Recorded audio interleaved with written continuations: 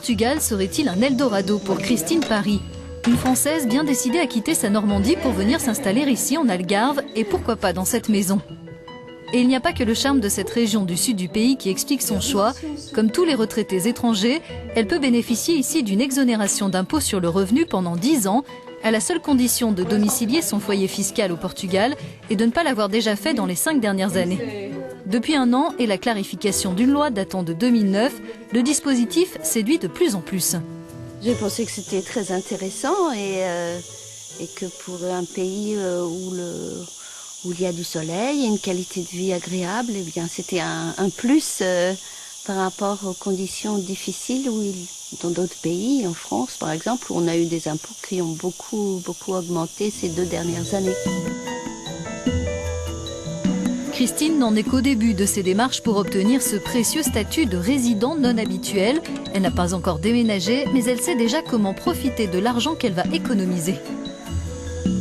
Je vais me racheter une voiture, je vais découvrir le Portugal puisque je ne connais pas. Si je trouve une maison ici, je vais bien sûr bouger, aller à Lisbonne et puis découvrir le pays et puis vivre tout simplement. C'est toujours mieux de le dépenser que de le donner à l'État.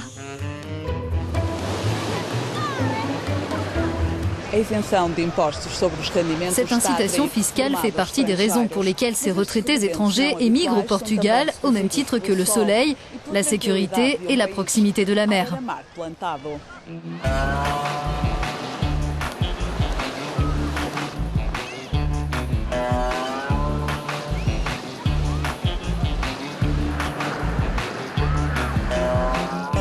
Cet afflux de nouveaux résidents, qui trouvent qu'au Portugal les prix des biens sont faibles comparés à leur pays d'origine, est évidemment une aubaine pour les agences immobilières. Dans celle-ci, par exemple, le nombre de retraités étrangers à la recherche d'un logement a progressé de 40% sur 1 an. La plus forte hausse concerne les Français, mais il y a aussi des Suédois qui ont envie de vivre dans un pays plus ensoleillé.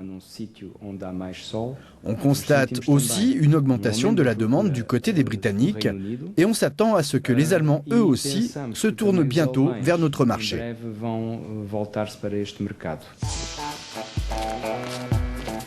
Borch Forsberg, lui, a emménagé au Portugal il y a 3 ans. Ce retraité suédois s'est acheté un appartement à Lagos en Algarve. Une décision motivée par différents éléments et bien sûr par l'exonération d'impôt sur le revenu.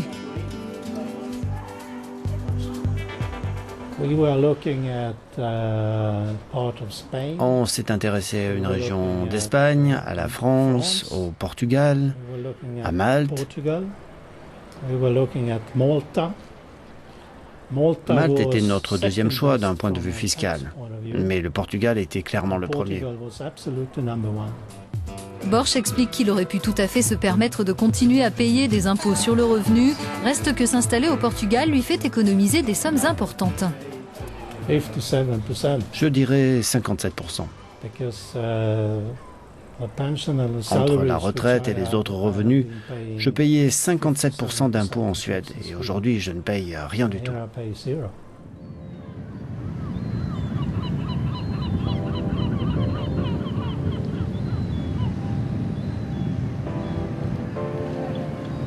Ferragudo, un port de pêche où a élu domicile un autre retraité français.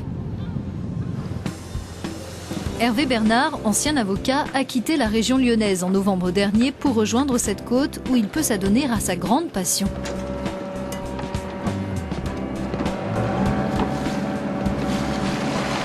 Pour le moment, il n'y a que le Portugal au sein de l'Union européenne, c'est assez surprenant, qui prévoit ce type d'exonération. Pour ce qui me concerne, une exonération d'impôt sur le revenu pendant 10 ans, ça représente pour moi une économie qui paye le bateau.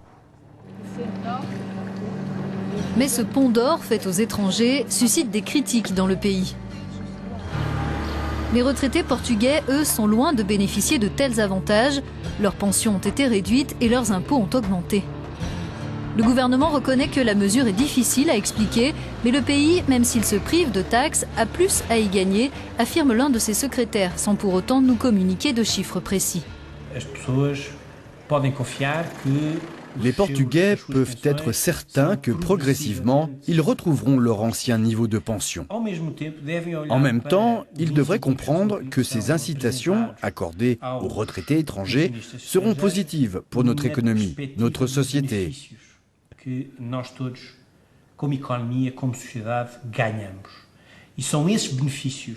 Et ces avantages donneront la possibilité à notre pays, à moyen terme, de revenir au niveau de pension qui existait auparavant.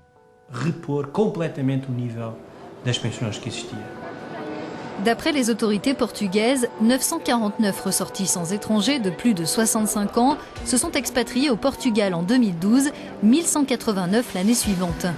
Mais ce régime fiscal de résidents non habituels ne concerne pas seulement les retraités, comme nous l'explique un avocat spécialisé en droit des affaires et fiscalité. Ce régime a pour but d'attirer des talents, des activités, de l'investissement. Bref, des personnes au Portugal. Il prévoit une exonération d'impôts sur la plupart des revenus que les gens qui viennent s'installer ici perçoivent dans d'autres pays. Elle n'est pas réservée aux retraités, elle s'applique aux revenus fonciers, aux plus-values, aux revenus du capital et aux dividendes. Depuis quelques années, le Portugal multiplie les initiatives pour attirer les étrangers et leurs capitaux.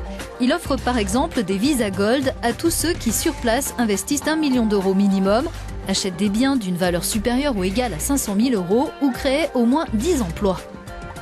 Des avantages qui pourraient ne durer qu'un temps, craignent nos retraités.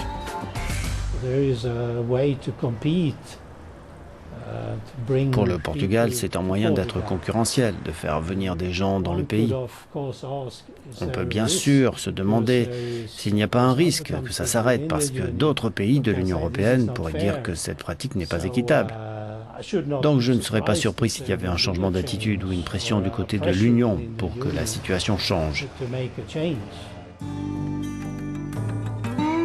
Ces retraités disent ne pas avoir l'intention de quitter le Portugal, même si on leur demande dans quelque temps de payer des impôts. Ils ont trouvé d'autres atouts à ce pays.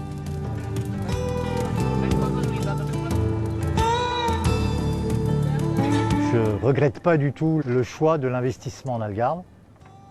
J'ai vendu ma maison en France et je suis très heureux de vivre au Portugal. Le poisson, j'adore. Variété. Paradis.